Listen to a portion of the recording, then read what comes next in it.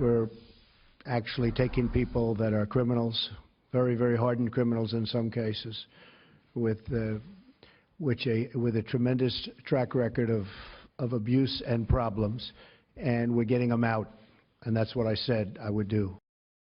Well, he certainly did. That's President Trump praising officials for cracking down on illegal immigration. So far, immigration and customs enforcement officers have arrested about 680 illegal immigrants. And guess what?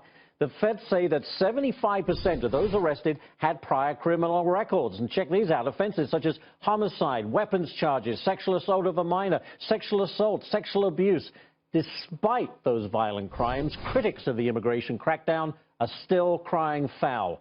Gets me mad. Former NYPD Commissioner Bernard Kerik joins me now. Bernard, thank you so much. I don't understand the pushback. These officers are just doing what the law calls for. And as I just listed, excuse me, 3/4 of these people, their criminal records are outrageous. How can anyone push back against that? Well, Ashley, I think the real story here is that ICE is now permitted to do their job. Mm-hmm. And they're doing what they were supposed to be doing for years, but the prior administration had not allowed them. The people they're picking up, many of them, 3/4 of which, according to Secretary Kelly, are convicted, prior convictions of major crimes, violent crimes. Who wants these people in the streets? Who wants them in their communities? Nobody I know. And they shouldn't be here in the first place. That's the bigger issue. That's the first crime. That's the first crime. And if we were any other country, they would be taken seriously. They would be in prison. They would be deported. Here, you have governors and mayors that just allow this stuff to happen. Well, here's what the critics are saying. They're upset with the scale and nature of the raids, the swooping down. They say it's unclear what kind of crimes actually lead to deportation. Well, listen. They're here illegally.